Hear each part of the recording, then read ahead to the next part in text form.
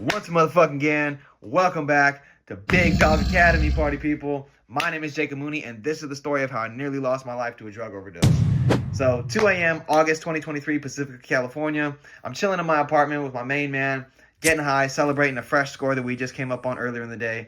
We had ran a mission to Oakland, California, and we came up on 2 prescription bottles of Xanax and Klonopin, and a sealed 16-ounce bottle of promethazine syrup, as well as a bundle of bottles of codeine syrup.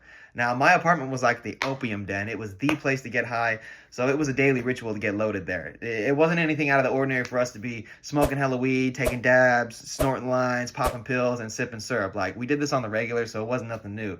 Now, personally, I was never into like opiates. Really wasn't my thing. I didn't pop perks or Norcos or really sip codeine syrup. It just wasn't my thing. Like, I was more into benzos like Xanax, Klonopin, Valium, those sort of drugs. They just scratched a certain itch for me and made me not give a fuck about things.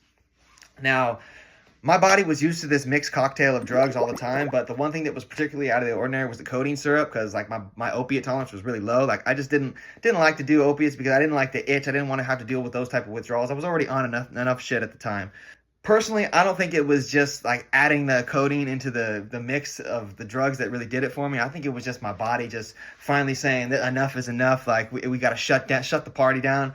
But basically what happened was the closest thing that I've ever experienced to time travel or teleportation. Because one minute I'm getting high off of all these drugs in my apartment. Me and my boy are watching a movie. I close my eyes, and the next minute I open my eyes, I'm laying in a hospital bed surrounded by my immediate family, who, mind you, most of them lived hours away. So I was just genuinely confused of how I got there, what had happened, and how my folks all got there. Like, so basically what happened is I'm sitting on my couch one minute getting high, and I nod off, and I stopped breathing. And luckily my boy was there, and he noticed, and he made the phone call to my mom, and then he called 911.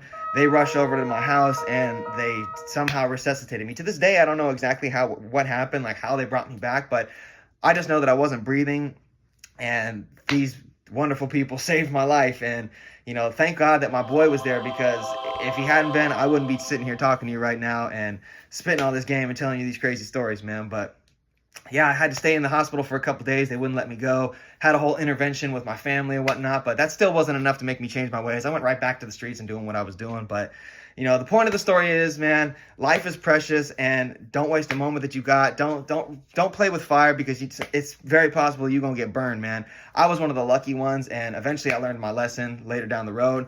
But, you know, don't do drugs. Stay out the streets and stay free, ladies and gentlemen. Once again, thank you so much for tuning in. I appreciate all the love and support. Like and subscribe to continue following the journey. I'll see you on the next one, baby.